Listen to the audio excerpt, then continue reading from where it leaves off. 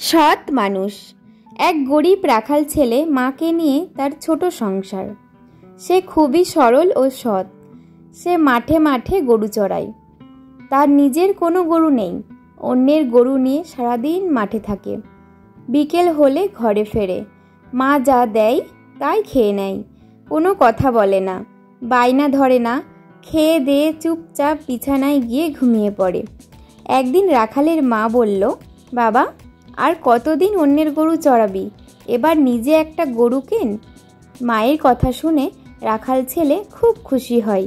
খুশি হয়ে রাখাল তার মাকে বলল, বেশ, তুমি যখন গরু কিনতে বলেছ, আমাকে গরু কিনতেই হবে।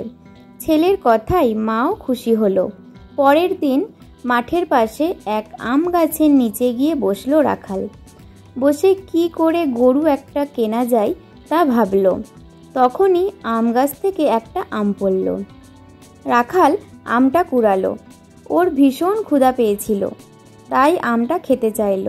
রাখাল মুখের কাছে তুলে ধরল আমটা। আমটায় কামড় বসালো। আমটা ছিল খুব টক, তাই এক কামড় খেয়েই রাখাল আমটা ফেলে দিল। এই দেখে আম গাছটা খুব কষ্ট পেল।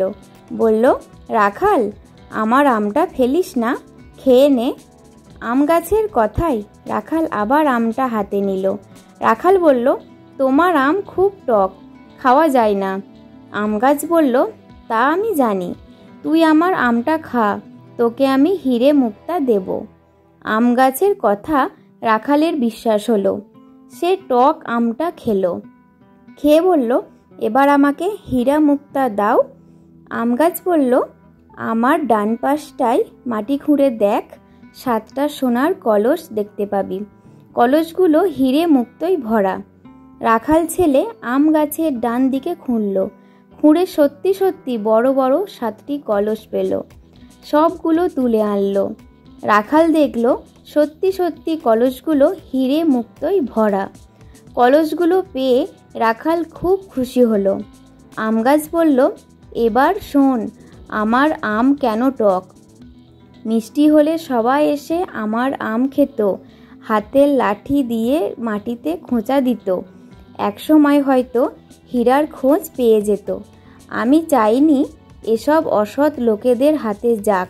এসব হিরে মুক্ত ওরা হিসেব করে খরচ করতো না। তুই সহজ সরল মানুষ, তুই অন্যের গরু চড়িয়ে দিন কাটাস, তোর দুঃখ আমাকে কষ্ট দেয়, তাই তোকেই হিরে মুক্ত দিয়ে দিলাম। তুই এসব বাড়িতে নিয়ে যা, ধীরে ধীরে বেচে টাকা জমাবি। তোর মতো অসহায় গরিবদের সাহায্য করবি। অন্যের টাকার লোভ করবি না, কাউকে ঠকাবি না। তুই সৎ মানুষ। এগুলো সৎ মানুষের পুরস্কার।